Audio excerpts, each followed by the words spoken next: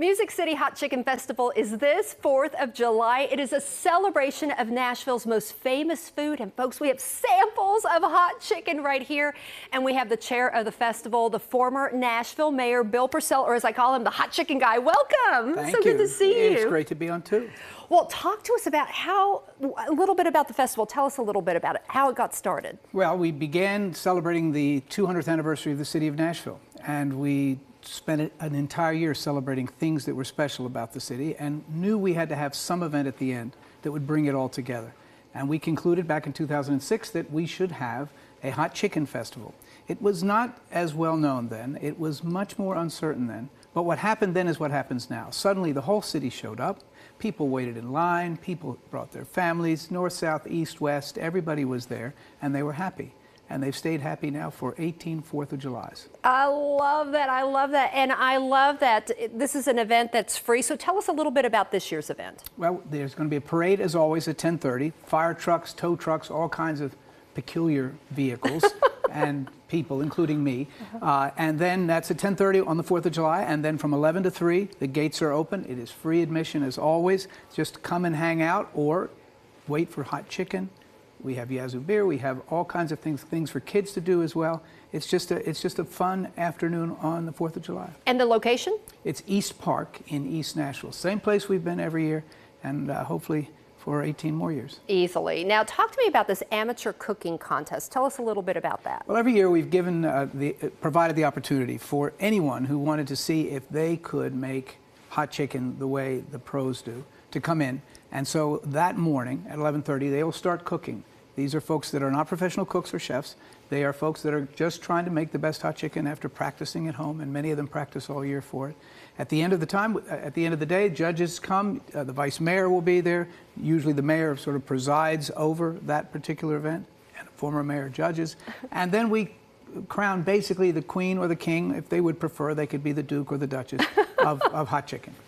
I love that. So let's talk about what you brought today. What do we have here? It smells so good, folks. Well, we have chicken from two of the longest serving and best known of the hot chicken shacks, if you will, in Nashville. Prince's Hot Chicken, which is where it all originated, is on the outside. We have tenders from Prince's there on your right, screen left.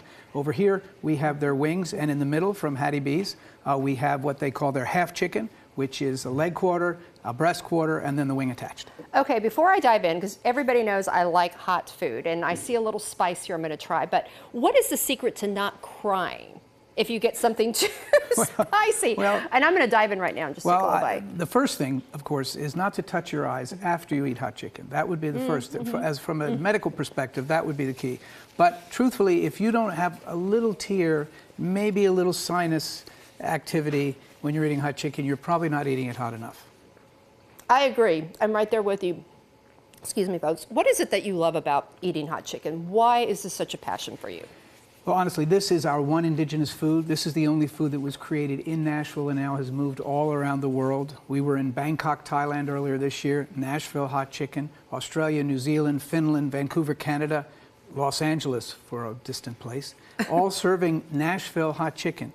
But for me, it's just it's what everyone finds about it. It has a special effect on you. It's not just that it's ours, it's Nashville's, but it's also that it's not like anything else in the world.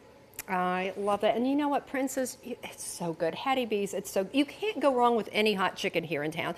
So talk to me about what is it like taking newbies out for the first time? And you've had some famous newbies that you've taken out to order hot chicken. And one funny story of a royal.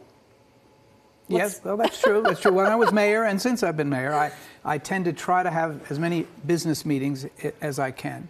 And there are those who arrive completely unknowledgeable, but increasingly that's not true. Some are apprehensive if they haven't ever had it before. But by and large, it's a happy experience, at least after they have that first sort of jolt of spice.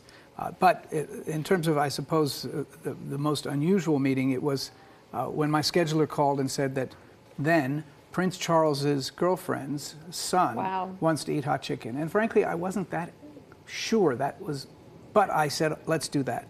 And he came, we went to Prince's together. He was writing a book called The Year of Eating Dangerously. And he wrote about Nashville Hot Chicken, and he wrote something that stuck in my head because it hasn't happened very often. He wrote, "The mayor was right and I was wrong." I had told him not to have the extra hot. He said, no, no, I must have the extra hot. I said, no, no, no, you just want to have the hot. No, I'll have, anyway, he wrote about it. The book is called Theory of Eating Dangerously. You can read him describe how his neck shrunk, his eyes were on fire, and he thought he was going to die.